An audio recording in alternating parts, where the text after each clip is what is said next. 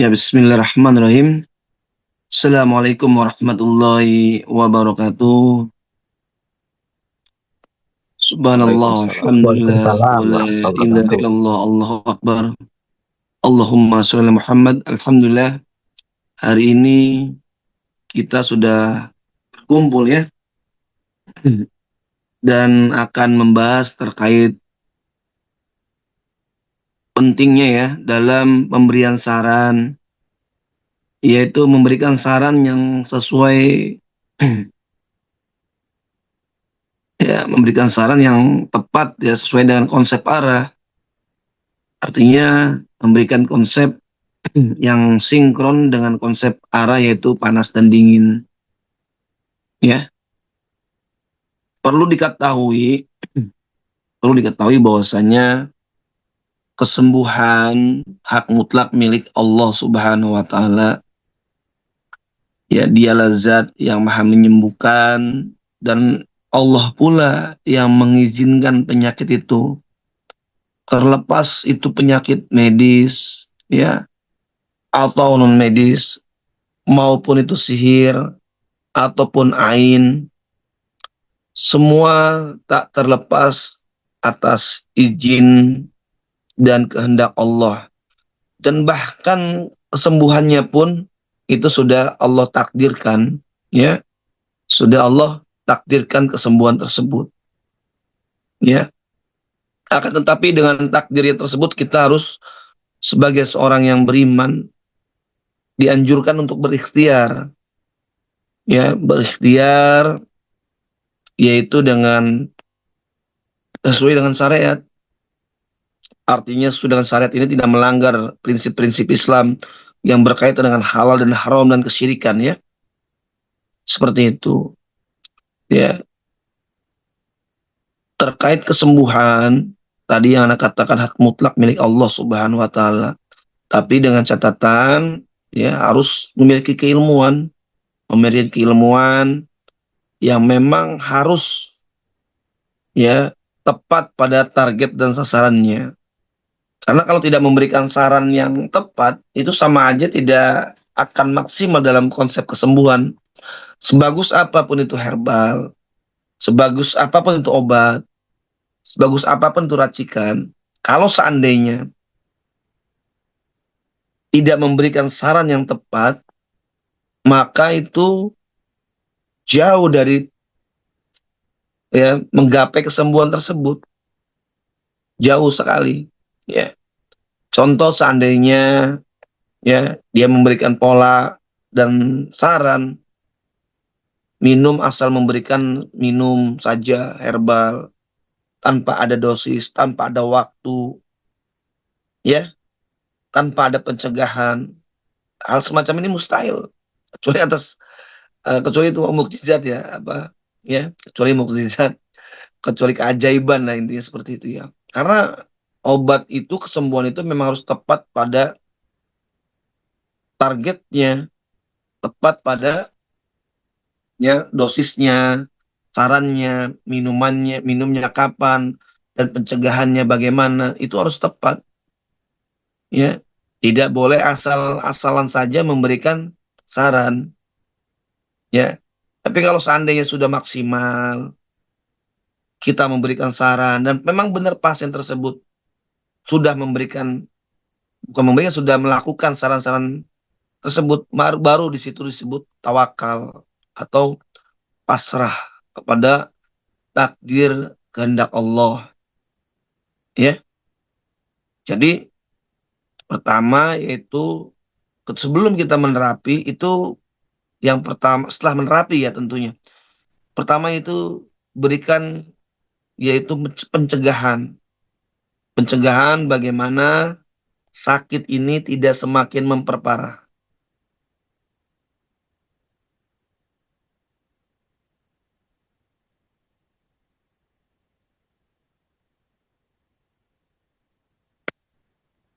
Jadi ketika memberikan konsep konsep kesehatan kepada pasien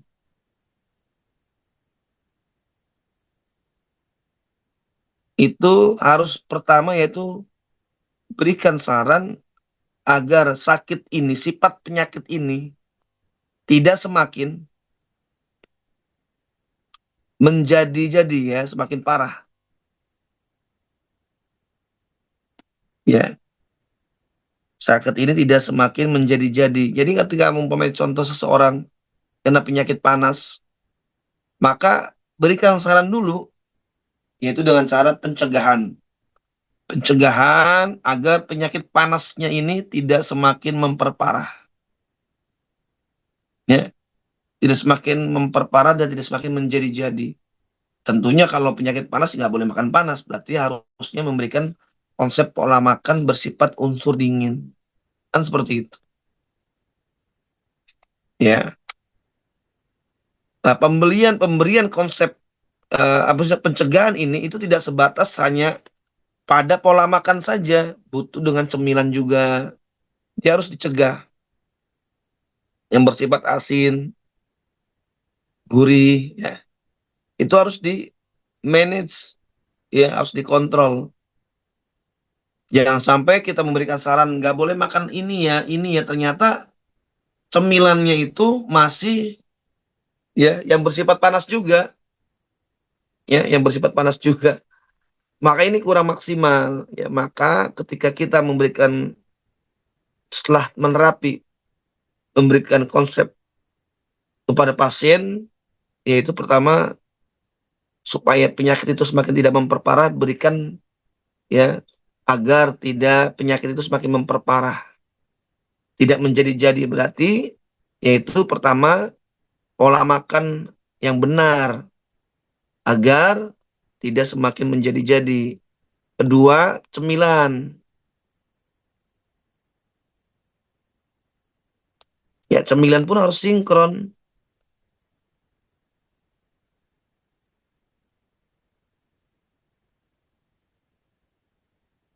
Ya, cemilan pun harus sinkron. Ya, kalau umpamanya seandainya hanya sebatas memberikan pencegahan pola makan saja, tapi cemilannya tidak dia diperhatikan, itu nggak balance, itu nggak bakal benar, nggak maksimal. Makanya tadi kan pertama yaitu pencegahan, ya. Setelah pencegahan tadi di tahap pertama dan kedua pola makannya, ya kan, cemilannya. Kalau pola makan nanti masuknya zona buah-buahan ya, buah-buahan A, B, C, D, E dan yang lainnya, ya. Sayur-sayuran apa segala ini masuk di pola makan. Oh, cemilan itu adalah makanan yang cemilan yang sehari-hari dilakukan atau yang kita makan atau kita cemil ya. Seperti itu. Maka konsep kesehatan pertama ya dulu berikan pola yaitu pencegahan agar penyakit itu tidak semakin menjadi-jadi. Ya. Ketika tadi yang Anda katakan terkait masalah pola makan sudah di-manage ya, cemilan di-manage ya, seperti itu. Maka yang kedua, ya, berikan asupan yang tepat.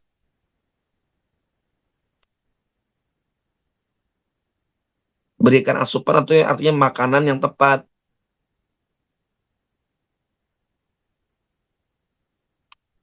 Yang tepat pada sifat penyakitnya agar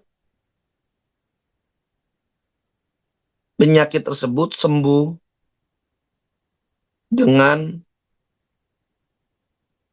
alami. Ya. Jadi kalau seandainya pola makannya pola makan panas, maka berikanlah asupan makanan yang sifatnya dingin, ya, yang sifatnya dingin, ya. Ketika seseorang dia memiliki penyakit sifat panas, lalu cukup saja dia menggunakan konsep yaitu dengan memberikan asupan pola makan yang bersifat unsur dingin, itu ada yang sembuh, ada yang sembuh, ya, ada yang sembuh, ada ya Ustaz. Alhamdulillah saya sembuh Ustaz. Nggak minum madu, ya. Kita berikan konsep cuman pola makan panas dari ini, betul, nggak masalah. Tapi namanya penyakit ini kan ada yang namanya tahapan-tahapannya. Tidak semua penyakit itu sembuh hanya sebatas pemberian pola makan dan pencegahan pola makan saja. Enggak. Ada tahapan-tahapan yang memang dia harus butuh herbal. Ada penyakit yang memang butuh tahapan, yang nggak butuh tahapan. Dia cukup dengan pola makan saja, artinya memberikan pola makan dingin ya, penyakit panas itu hilang. Ada. Jadi jangan menjadikan salah satu standar. Oh, alhamdulillah Ustaz, saya dulu pernah sakit kepala gitu ya kan. Sakit sekali. Alhamdulillah saya kasih makan pepaya ya, terus makan dingin langsung saya hilang. Ya untuk antum di zona itu ya, di waktu itu, di kondisi tubuh yang itu. Tapi kalau untuk orang lain belum tentu diterapkan. Bahkan ke dirinya sendiri pun itu belum tentu bisa sembuh juga. Belum bisa terulang kembali. Ya, jadi jangan jadikan dasar landasan pijakan bahwa saya, alhamdulillah Anda nggak perlu herbal, nggak perlu obat, pola makan aja sembuh, Anda biidznillah betul sembuh. Ketika di saat itu, ketika di suhu kadar tubuh Anda seperti itu, di kadar darah Anda seperti itu, betul itu bisa tepat. Tapi ketika terjadi seperti itu, belum tentu bisa terulang kembali. Ya, ini kadang-kadang buat sandaran. Anda sembuh, iya antum sembuh. Untuk jangankan untuk orang lain, untuk antum sendiri aja. Kalau terjadi terulang kembali seperti itu, belum tentu sembuh. Karena ada pengalaman, pengalaman pribadi zaman dulu. Sakit A dikasih pola makan sembuh. Dan ada penyakit sakit A juga dikasih pola makan nggak sembuh juga. Anda kasih herbal baru sembuh. Bismillah.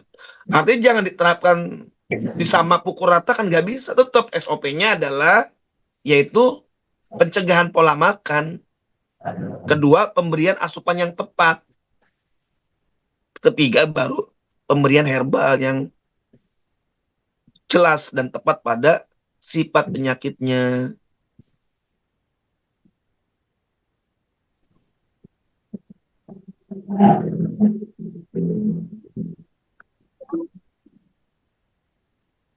Ya, sifat penyakitnya. Herbal. Ya. Ya. Jadi, ketika seseorang memiliki penyakit, ya sakit, keluhan, ya itu tetap harus diiringi dengan pertama pencegahan, kedua asupan pola makan yang tepat pada sifat penyakitnya, ketiga apa berikan herbal yang tepat. Herbal yang tepat maksudnya bagaimana? Yang tepat adalah di sini ada tahu sifatnya, tahu kadarnya, tahu dosisnya, tahu waktu kapan minumnya, itu namanya tobik yang benar. Tahu landasannya kenapa diminum jam berapa, itu baru tobib yang benar. Setelah dari situ diiringi dengan rukyah mandiri dan yang lain, dan lalu dia bersabar, tawakal kepada Allah, baru itu ikhtiar yang maksimal, ikhtiar yang sempurna. Ini ada yang kadang-kadang si pasien, Ustaz, alhamdulillah saya minum madu. Anda nggak butuh cukup untuk minum madu saja, pola makan untuk terapkan nggak? Ya kadang-kadang, ya udah bagaimana? Nggak ada perkembangan tapi sedikit. Ya sudah, antum mau perkembangannya lambat atau mau cepat? Begitu. Ya, kadang ada pasien itu yang merasa, oh saya punya uang, saya bisa beli. Dia minum dosis apa segala, tapi pola makannya jorok, sama aja. Ada yang bakhil, ada. Yang bakhil itu ada. Bakhil untuk dirinya sendiri, bakhil untuk kesehatan sendiri, ada. Ada. Ada. Ya. Dia konsep pola makan, penjagaan rapi banget. Herbal nggak diminum. Akhirnya apa? Penyakit dinginnya naik. Saat penyakit saya dingin naik.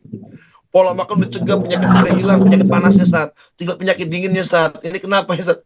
Anak tanya minum herbal nggak? Enggak. Kenapa? Ngirit. Astagfirullahaladzim. Ini, aduh, Masya Allah. Ini terjadi, ini fakta real dan banyak terjadi ya. Banyak terjadi. Ada yang suhu panas. Pola makannya corok. Muntah-muntah ada uang beli herbal, diborong. Ya, pola makan di sembarangan ya. Seperti itu, pola makan sembarangan. Itu suhu panas tuh karakteristiknya kayak gitu. Suhu dingin beda. Pola makan dijaga ketat gitu ya. Herbalnya nggak diminum. Kalaupun diminum ngirit, cuma satu kali dosis.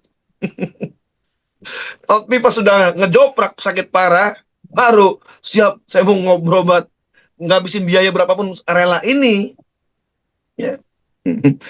Ini ya, ini penyakitnya seseorang, namanya penyakit kolbu, penyakit ya penyakit kolbu ya, seperti itu ya. Subhanallah. Jadi ada seseorang memang seperti itu karakteristik orang panas itu, ketika diberi pola makan ya dia agak bandel. Agak bandel, sama herbal semangat, sama aja, nggak balance. Atau sebaliknya, orang dingin dikasih pola makan ketat, bener-bener luar biasa, tapi nggak minum herbal ya. Padahal herbal tersebut tujuannya untuk membalanskan supaya dia tidak kena penyakit yang sedang diterapi ya, seperti itu ya. Jadi ada gitu ya kan, penyakit panas, saya penyakit panas, nah kan udah kasih pola makan dingin herbal, ini orang dingin nih, Masya Allah sembuh. Ternyata tiba-tiba ada penyakit dingin, muncul penyakit dingin itu. Ketika ditanya, darahnya rendah saat saya begini-begini, ditanya minum herbal nggak Pak? Ada yang kasusnya minum, tapi cuma ngirit sehari 1 kali minum. Astagfirullahaladzim. Ada yang nggak beli. Saya katakan rasakan kau sendiri ya, seperti itu. Artinya memang harus butuh apa namanya itu, butuh balance, butuh seimbang dalam pemberian pola makan gitu. Nggak boleh asal aja ya, nggak boleh asal yang penting saya sehat, waktu itu pernah sembuh lalu diterapkan ke pasien yang lain. Ini nggak benar, nggak, karena beda kondisi, beda keadaan tubuh antum pada saat itu ya. Jadi pemberian herbal itu sesuai dengan sifat penyakitnya ya, supaya apa namanya itu, supaya balance, supaya seimbang ya, supaya penyakit dinginnya itu tidak muncul ya, seperti itu.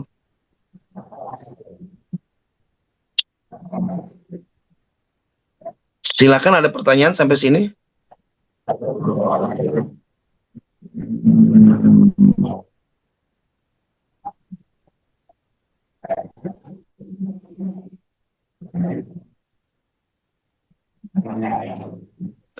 Silakan, mau yang bertanya sampai sini terkait masalah ya pemberian pola makan, pencegahan dan herbal ya. Untuk penggunaan dosis ya. Oke, siap.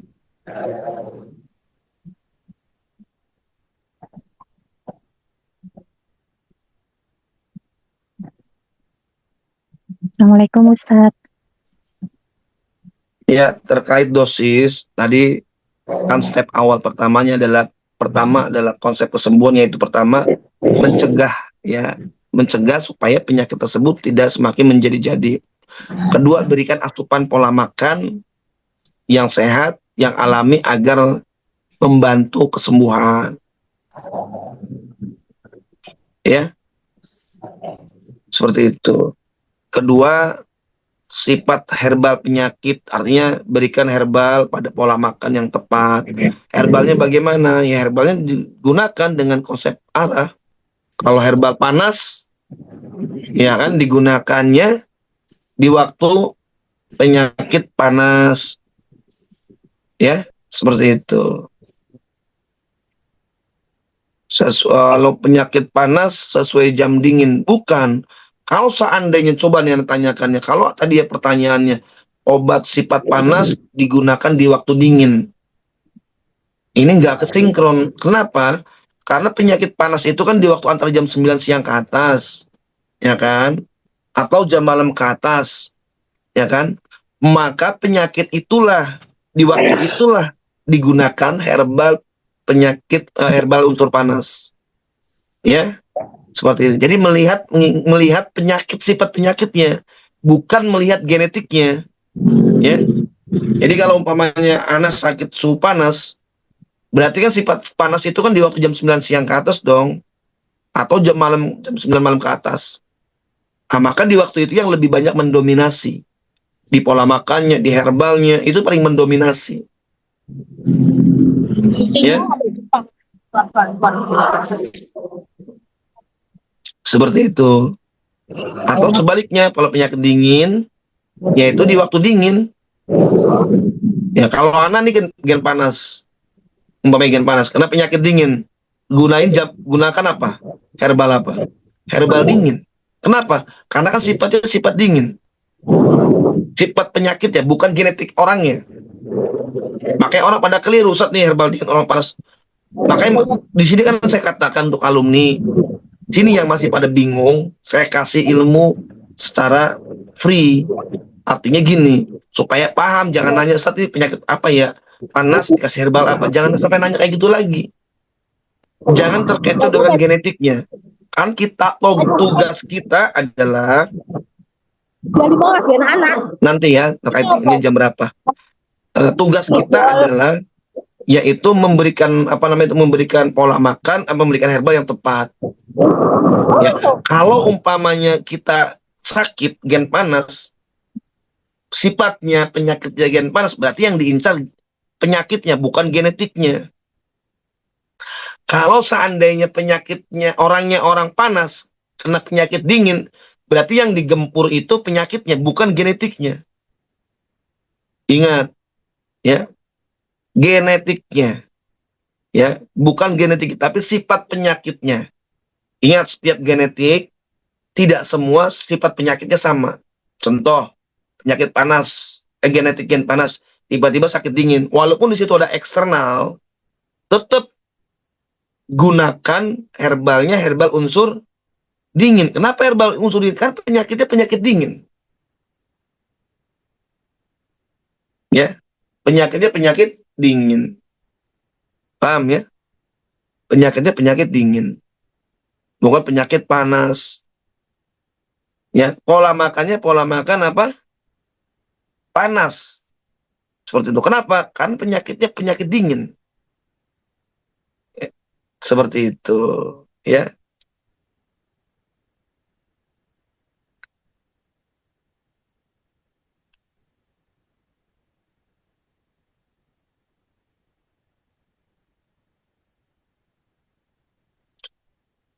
untuk untuk waktu minum herbal apa yang harus sesuai jam dingin dan panas, yaitu sesuai dengan sifat penyakitnya, bukan genetiknya, ya, bukan genetiknya tapi sifat penyakitnya.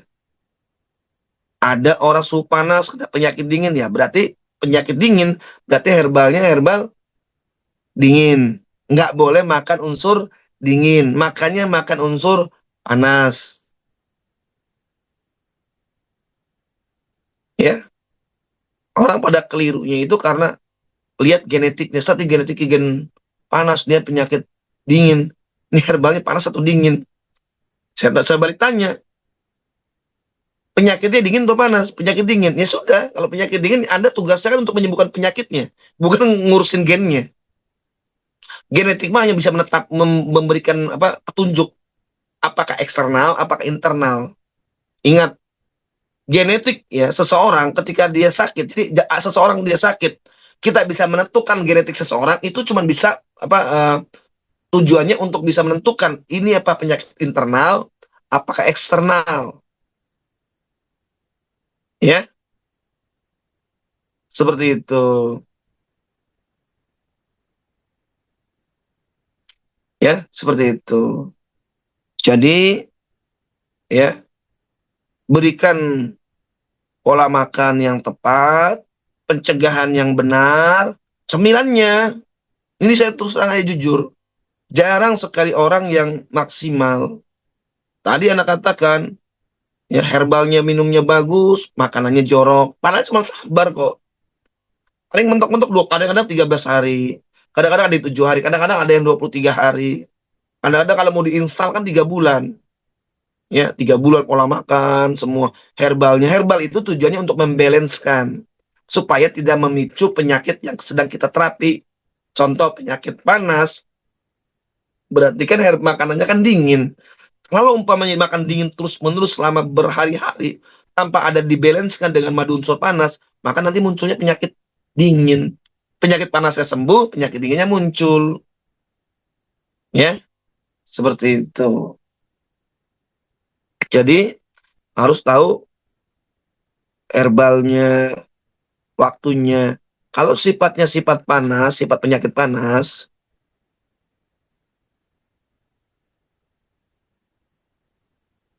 itu kan jam 9, betul?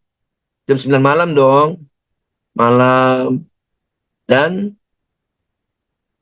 jam 9 pagi, itu kan penyakitnya sifat panas, ya kan? Kalau penyakit dingin, jam berapa? Jam 4 sore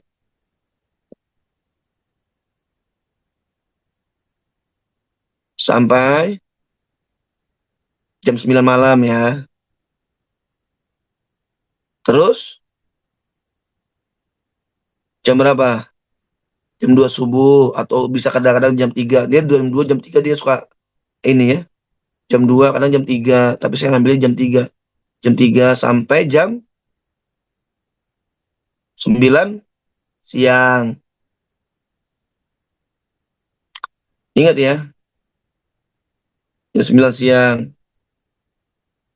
Tadi ada yang nanya,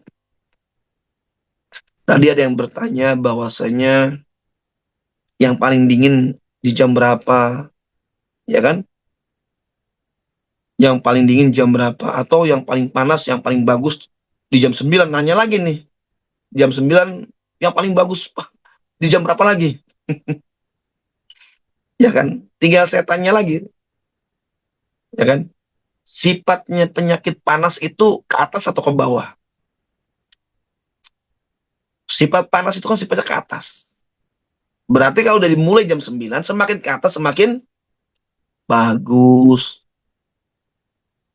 Ya, penyakit dingin, sifat dingin. Sifat dingin yang paling bagus di jam berapa? Paling bagus banget. Jam 4 sore, ya. Terus menginjak jam 9 atau jam 9 yang jam 8-nya bagus tuh, jam 8 malamnya bagus. Hmm?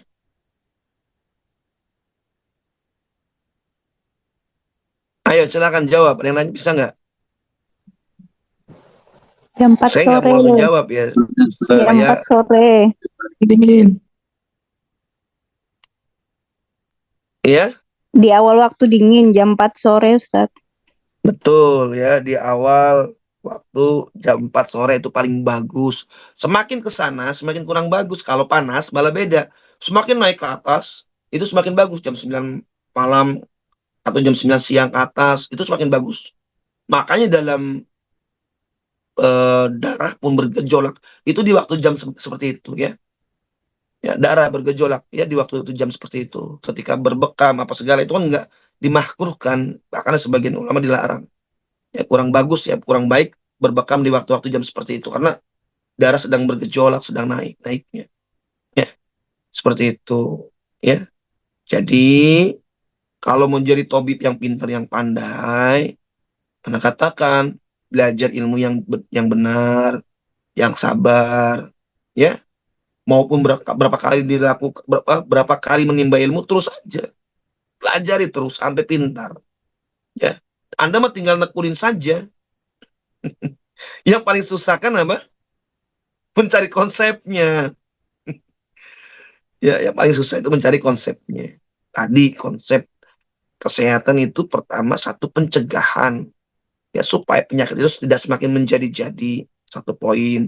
Kedua, ya kan, berikan pola makan yang tepat, ya, supaya makanan yang kita sarankan bisa menyembuhkan penyakit tersebut.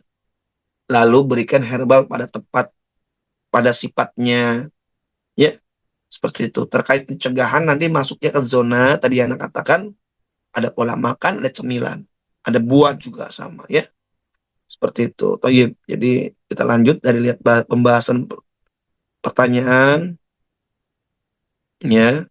Saat apakah ada indikasi kriteria bahwa herbal yang wajib diberikan? Karena untuk beberapa kasus keluhan yang menurut saya ringan baru-baru muncul, saya bisa memberikan saran pola makan dan baluran saja. Namun bila 3 sampai 5 hari tidak ada perbaikan, maka apa?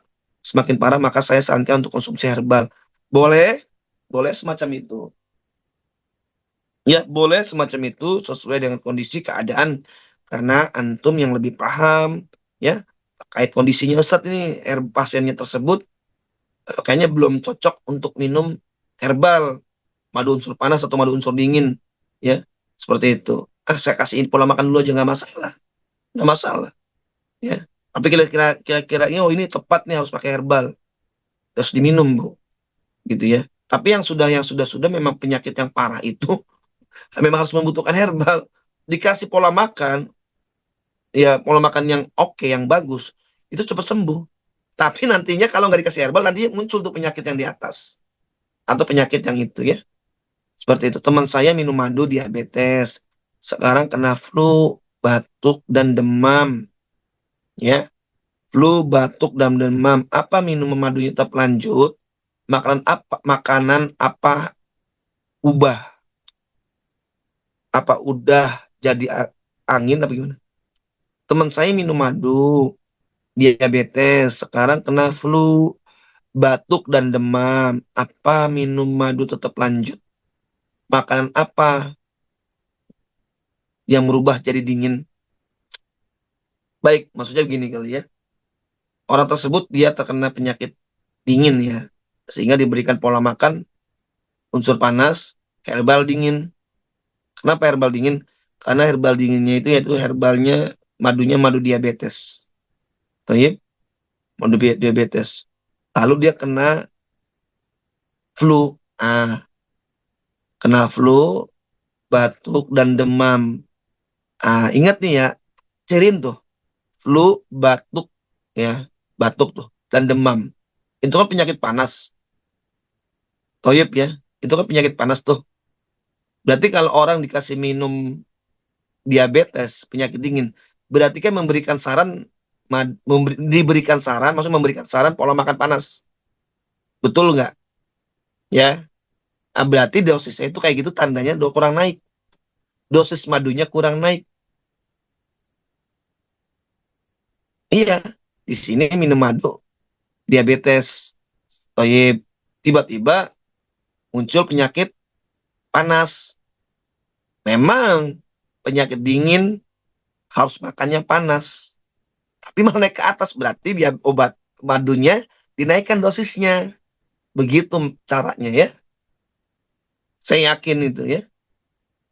Madunya kurang dosis yang tepat, kurang banyak ya. Entah kalau udah ini turunin lagi. Biasa seperti puzzle ya.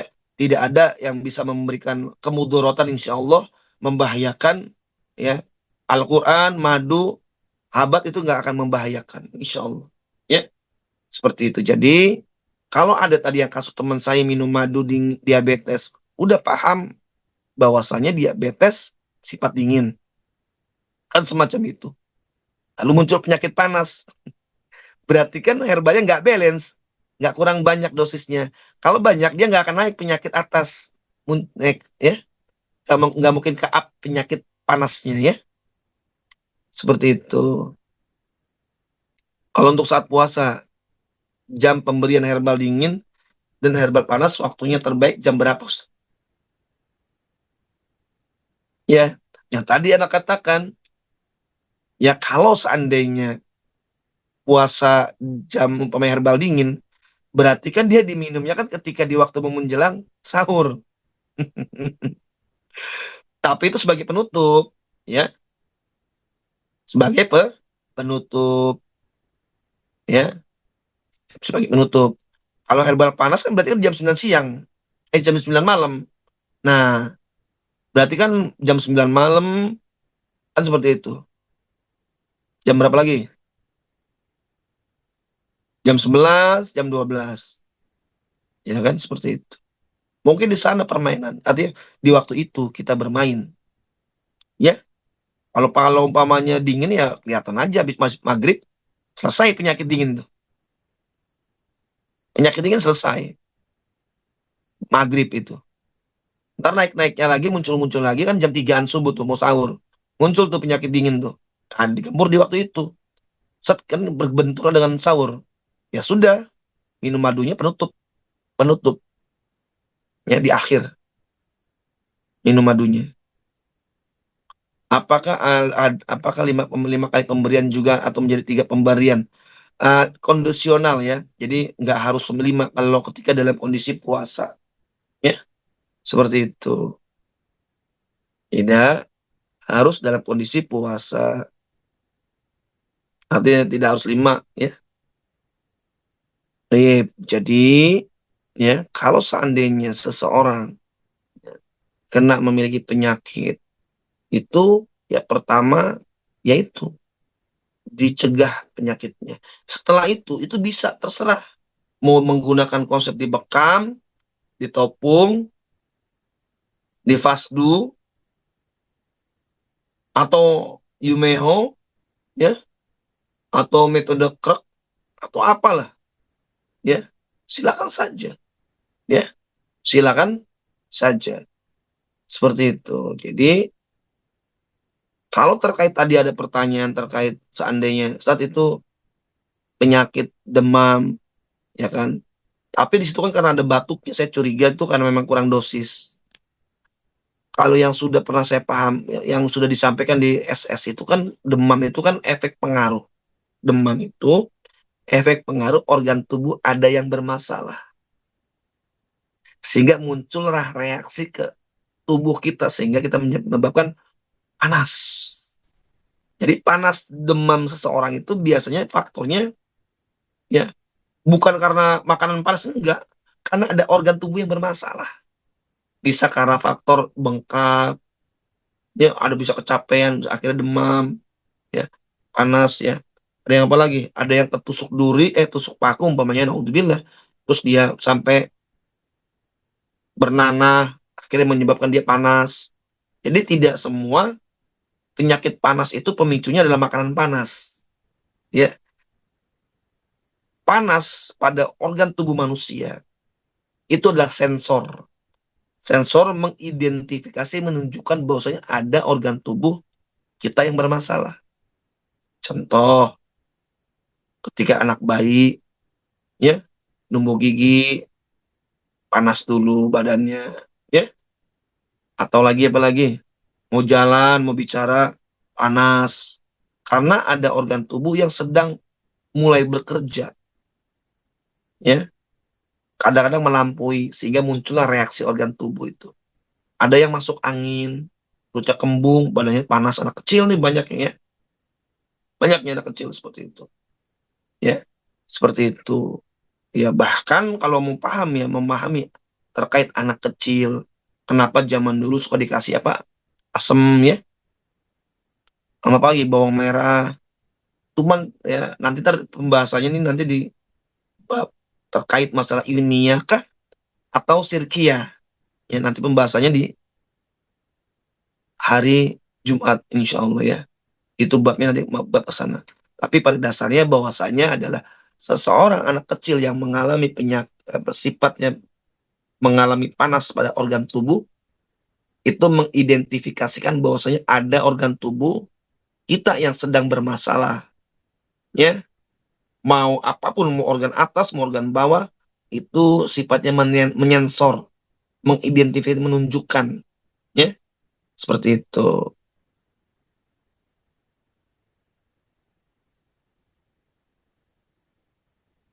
Ustaz, misal kalau sudah terlanjur terap penyakit panasnya tadi saat minum herbal dingin oke toyib artinya tetap dinaikkan dosisnya betul dinaikkan dosisnya herbalnya dinginnya ya kalau dikurangin aja makanan unsur panasnya dikurangin ya yang ya dikurangin langsung turun kok gampang penyakit batuk panas kayak itu lu gampang insya Allah ya diturunin aja pola makannya diturunin bisa artinya turunin bagaimana artinya yang harusnya contoh sehari makan 2 kali unsur panas ya sekali makan unsur dingin itu turunkan cara namanya diturunkan namanya itu atau tetap makan panas tapi dinaikkan dosisnya madunya bisa itu namanya sedang bermain puzzle dalam zona kesehatan ya seperti itu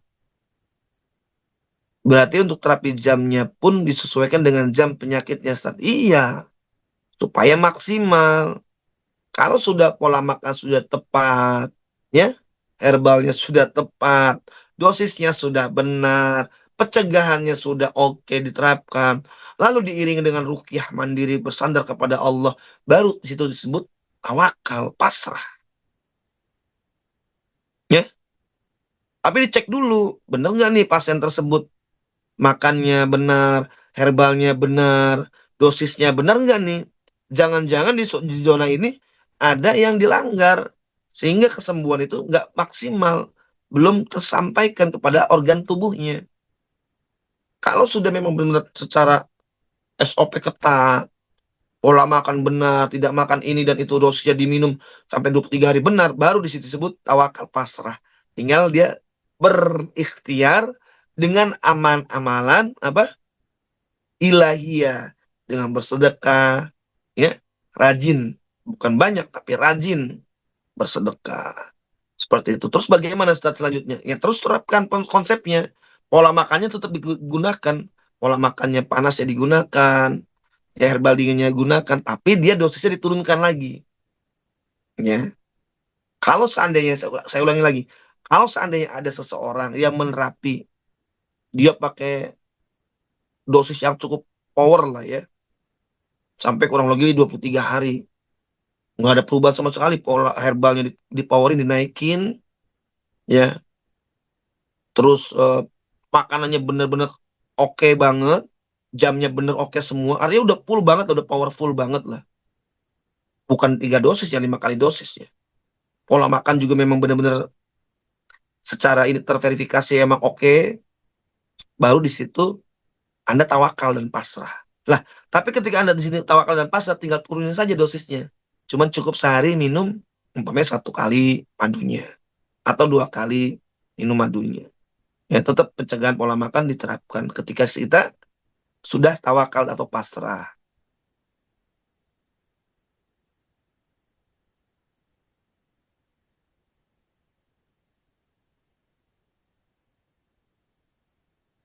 Ya,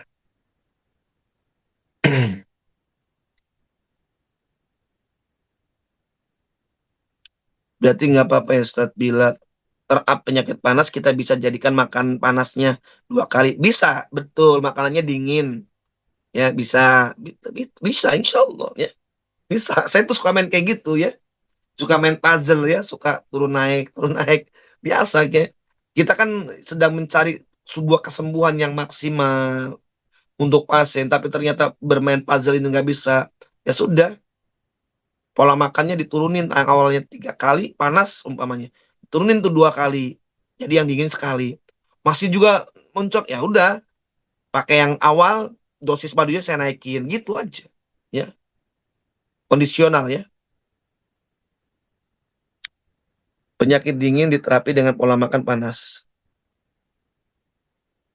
Terapi penyakit dingin, terapi dengan pola makan panas, tapi belum konsumsi madu dingin 2 hari.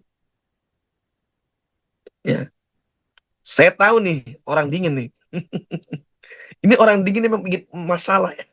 Makanya saya kadang-kadang kalau menerapi orang dingin, udah sedekah aja dulu ya. Rajin sedekah dulu, saya bilang gitu. Saya suka kayak gitu. Saat tolong bagaimana saran saya begini, saya lihat ini orang dingin ya, bukan penyakit dingin, orang dingin.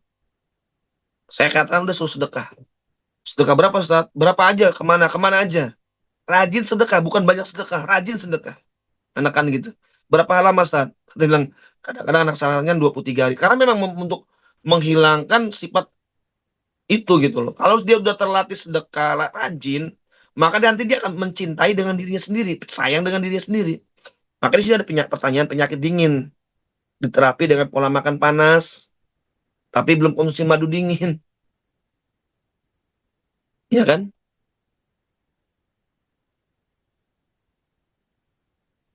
Muncul keluhan sakit kepala kiri dan sakit dada kiri. Apakah ini faktor eksternal atau pola makan dong? Akibat dari pola makan panas, bukan panas ya. Di sini ada rektinin. Mana tadi? Tendang ini.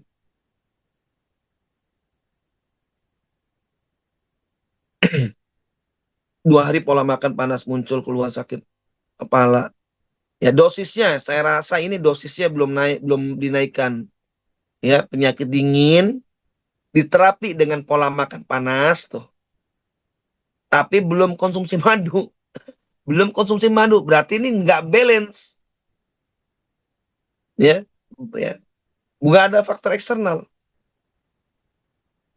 Karena kan kalau penyakit dingin kan harus makan panas, akhirnya muncul kan sakit dada, kepala, ya, seperti itu. Walaupun dia kiri, ya, seperti itu. 2 hari pola makan panas, keluar sakit kepala. Ya iya, kenapa? Karena dia nggak mau konsumsi madu, nggak balance namanya tuh. Ya, semacam itu.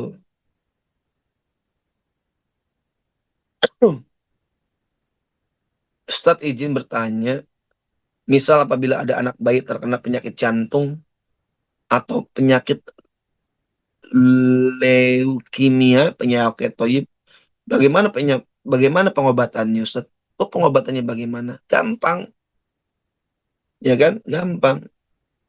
Ya terapkan saja penyakit jantung, penyakit leukemia itu penyakit sifat panas.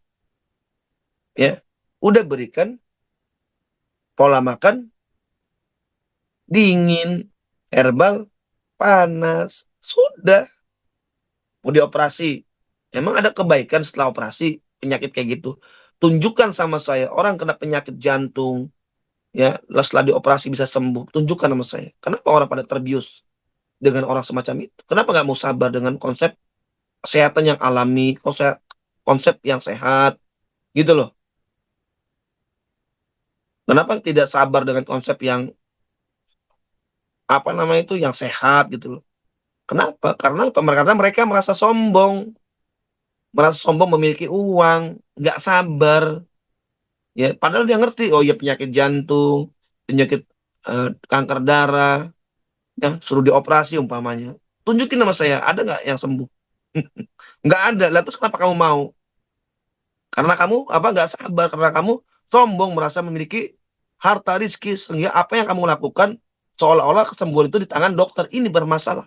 Ini masalah penyakit umat Islam. Ini penyakit umat Islam. Dia nggak mau sabar, nggak sabar, nggak dia nggak sabar. Anak istri semua ujian dari Allah Subhanahu Wa Taala, titipan. Ya, Allah hidupkan, alhamdulillah. Yang penting nggak menelantarkan anak. Makan udah, didik udah, diberikan kesehatan udah, sudah tawakal pasrah. Ngapain kita memburu berlebih-lebihan yang tidak yang keluar dari koridor Islam? Apakah itu disebut keluar koridor Islam?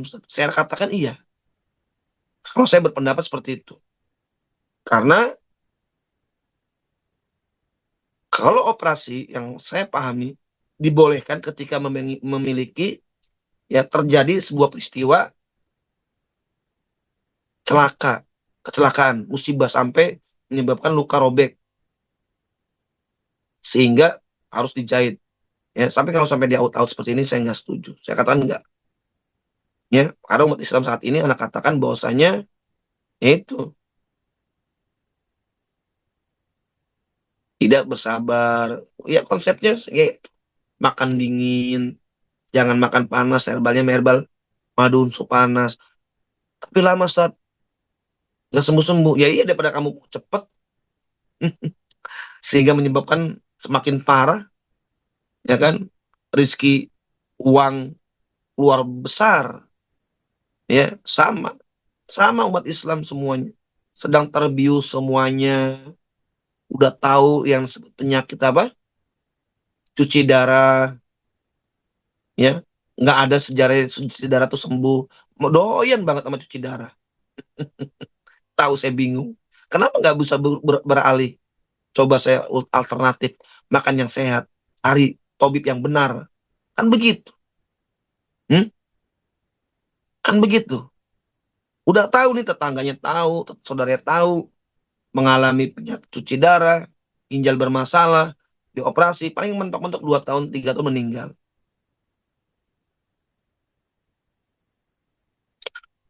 Udah ngerti tapi pada nurut, anehnya di situ. Biaya besar, makan waktu besar. Kenapa dia nggak sabar? Kenapa dia nggak mencari solusi pengobatan yang alami, yang sehat? Tapi kan setelah umpamanya dioperasi cuci darah kan, itu kan meninggalnya karena takdir Allah. Betul meninggal takdir Allah, tapi jalan prosesnya beda. Beda. Jangan bilang mengatakan takdir Allah. Meninggalnya benar sesuai dengan takdir Allah. Tapi proses meninggalnya itu beda. Ya ada yang meninggal husnul khotimah, ada yang meninggal su'ul khotimah. Ada. Tanggalnya sama, tahunnya sama, jamnya sama, peristiwanya beda. Nah, manusia ini diberikan ikhtiar untuk melakukan peristiwa, ya, sesuai dengan kemampuan kita, keilmuan kita, ketaatan kita kepada Allah. Ya, dan bahkan banyak orang yang apa? Rela meninggal di mana? Di rumah sakit. Udah tahu sekarat nih, udah di rumah sakit aja. Kenapa nggak dibawa ke rumah? Suruh biar dia terdengar nih lantunan-lantunan ayat-ayat Al-Quran, lafaz-lafaz apa, kalimat-kalimat toibah. Kenapa dia nggak dibawa ke pulang? Dia biarkan orang tersebut meninggal di rumah sakit. Mendengar hanya sebatas alat-alat saja tuh. Jadi ketika di akhir hayatnya, terdengarnya hanya seperti itu. Mesin dan suara yang seperti itu. Kenapa kalau memang sekarang nggak ditarik ke rumah? Biarkan dia dengarkan ayat-ayat terakhir ketika dia dipanggil oleh Allah Subhanahu wa taala. Sekalipun dia tidak mampu mengucapkan kalimat syahadat, ya, kalimat-kalimat yang toyib yang bagus. Ya, tapi setidaknya di akhir hayatnya dia mendengar kalam-kalam Allah. Di rumah sakitnya mustahil. Makanya saran untuk umat Islam siapapun dia, kalau seandainya ada sanak, famili, saudara, yang mungkin sudah payah, sudah bawa ke rumah. Biarkan orang tersebut meninggal di rumah. Supaya biarkan yang meninggal yang berbaring orang itu mendengar kalam-kalam Allah, firman-firman Allah yang mulia, zikrullah. Biar jadikan penutup akhir hayatnya dia, ya. Supaya terdengar kalam Allah, kan begitu. Tapi ini nggak banyak umat Islam. Ya sudah, dibiarin aja, diimpusin aja, diantepin aja. Ya kan? Seperti itu. Naudzubillah, summa naudzubillah min dzalik, ya. Seperti itu. Ya. Sudah, eh, tutup pertanyaan ini, tinggal berapa kali pertanyaan lagi. Sudah jam 5, ya, karena kalian tadi lewat telat, ya. Waktunya jadi kemakan waktu 10 menit. Ya, Ustadz, untuk penyakit herbal panas, penyakit dingin, herbal dingin, dingin ya. Ya, untuk penyakit panas, herbalnya panas, betul. Penyakit dingin, herbalnya dingin, betul. Ya, betul. Penyakit panas, herbalnya panas, betul. Penyakit dingin, herbalnya dingin, betul. Iya, ya. Seperti itu supaya pinter, ya. Anak aja alhamdulillah. Bismillah dengan izin Allah Subhanahu wa taala sakit. Keluarga sampai saat ini bertahun-tahun, hampir puluhan tahun. Ya, bukan kita anti dokter, enggak gitu ya. Tapi minimal ya kita sabar, gunakan konsep panas dingin dengan Al-Qur'anul Karim, dengan madu, dengan dosis yang tepat, kan enak. Kan tubuhnya sehat. Gimana sih? Saat anak-anak usia 2, udah selesai ya, tutup ya ini ya. Saat anak usia 2,5 tahun gen dingin. Baik, tubuh kembang agak terlambat. Sudah diberi madu unsur dingin, tapi anaknya suka menolak dengan, kalau umpamanya gen dingin memang kayak gitu. Dia agak lambat, ya. Seperti itu. Jalan aja lambat, ya. Hampir semua makanan yang dia mau unsur dingin. Gimana solusinya, Ustaz? Oh iya, solusinya, ya, yaitu cara mensiasatinya dengan cara, kalau dia masih ASI, ya, kalau dia masih ASI. Masih ASI nggak kalau 2,5 tahun? Udah enggak ya kayaknya ya. Ya. Kalau masih ASI berarti ibunya harus makan unsur, ya, unsur ini panas, ya, minum madunya, ya, seperti itu. Kalau masih ASI ya. Kalau sebelum ASI Tidak ASI. Oh, tidak ASI. Tidak ASI. Kalau tidak ASI, berarti cara mensiasatinya anak tersebut supaya bisa dan mau ya konsumsi madu unsur unsur apa dingin ya, maka pengalaman, maka anak berikan minuman, dikasih air, dikasih madu ya, yang dia contoh yang dia mau apa gitu ya kan, si anak kasih madu, contoh dia umpamanya cemilan dingin ya kan, cemilan dingin, cemilan dingin. Nah, lalu kasih di situ madu dingin ya, supaya dia ngemil. Contoh dia suka roti, ya sudah berikan roti, kasih madu ini deh, sama ini enak gitu. Diakalin seperti itu. Ya, ada yang pernah ada dia suka teh anis ada. Anda sarankan untuk apa? Kasih madu supaya dia menggunakan madu itu. Ya, dibiasakan. Insya Allah biasa. Karena batas usia 24 bulan. Ya, seperti itu. Yep, gitu aja ya. Semoga bermanfaat. Yang sebentar ini, yang sedikit ini semoga bermanfaat. Mengisi waktu luang. Semoga antum semuanya.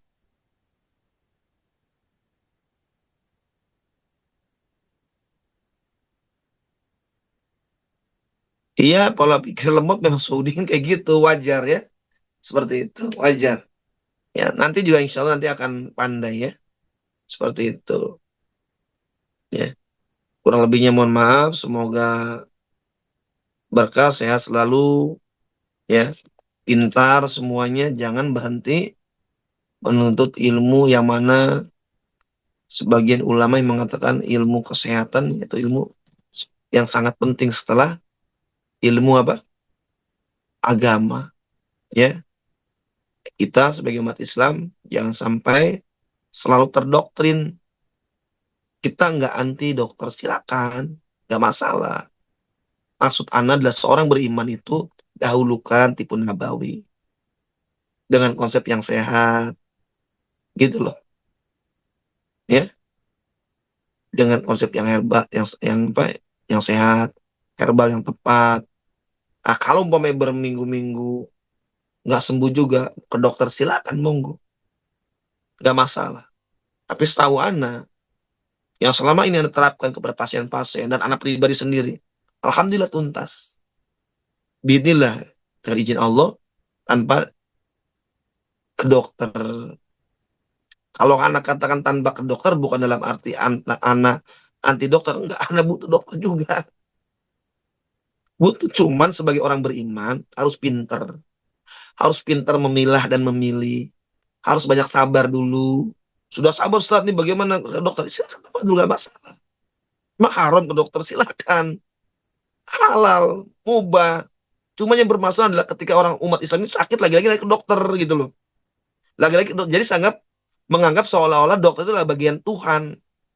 Seolah-olah Tuhannya dia dokter ini. Kenapa dia nggak bersandar dulu kepada Al-Quran, firman Allah, kan gitu. Kenapa dia nggak bersandar kepada apa madu yang kata Rasulullah SAW banyak keberkahannya di dalamnya, sekian penyakit sembuh dengan izinnya, kan begitu. Kenapa nggak tawasul ke situ? Kenapa nggak bertabaruk di situ? Kenapa tabaruknya ke obat kimia? Silakan minum obat kimia, silakan. Maksud Ana di sini berbicara adalah tolong umat Islam yang dia masih memegang prinsip tauhid yang lurus, dia sabar gunakan pola makan yang sehat, makan yang tepat, kan semacam itu. Nggak sembuh-sembuh juga ya silakan ke dokter, kan begitu. Yang ini enggak, sakit tiba-tiba langsung ke dokter, sakit ke dokter, sakit langsung ke dokter, cari sana cari sini. Ketika seseorang di ruqyah, dia mengatakan antum dikit-dikit di ruqyah. Lebih baik dikit-dikit di ruqyah dibanding antum dikit-dikit ke dokter. Dikit-dikit di ruqyah saya bergantung kepada Al-Quran yang peruqyah yang sedang membacanya. Daripada antum dikit-dikit ke dokter. Hmm? Coba anda tanya, lebih mulia mana kedudukannya orang yang bergantung kepada dokter dengan peruqyah? Hmm? Lebih mulia mana? dia bergantung kepada obat dengan bergantung kepada Al-Quranul Karim. Lebih mulia mana? Lebih mulia mana? Lebih mulia mana dia minum obat kimia dengan apa? Madu. Lebih mulia mana? Karena ada yang membenturkan itu. Dikit-dikit ruqyah. La haul, antum dikit-dikit apa? Dikit-dikit apa? Dokter dibilang dikit-dikit di ruqyah, bid'ah katanya. Ruqyah kan nggak harus diminta di ruqyah, tapi kan di ruqyah mandiri. Karena sakit Al-Quran, saya minta mau ya Allah sembuhkan ya Allah ya Rahman ya Zal Jalal Ikram, dengan adab-adabnya kan begitu. Lalu ruqyah mandiri, Anda bergantungnya begitu. Coba anak tanya antum, lebih bagusan mana? Antum bergantung dengan Al-Quranul Karim, dengan bergantung antum langsung lari ke dokter. Kalau emang antum mengatakan ahli Quran, ahli Quran itu nggak sebatas hanya membaca di lisan saja, tapi dia mengamalkan, menerapkan, meyakini dalam kolbunya, meyakini, menerapkan ilmu dalam kolbunya. Orang ahli Quran itu dia apapun dia berwasilah, bertawasul dengan kalam-kalam Allah, firman-firman Allah, bukan tawasul kepada dokter, kepada obat. Katanya ahli Quran.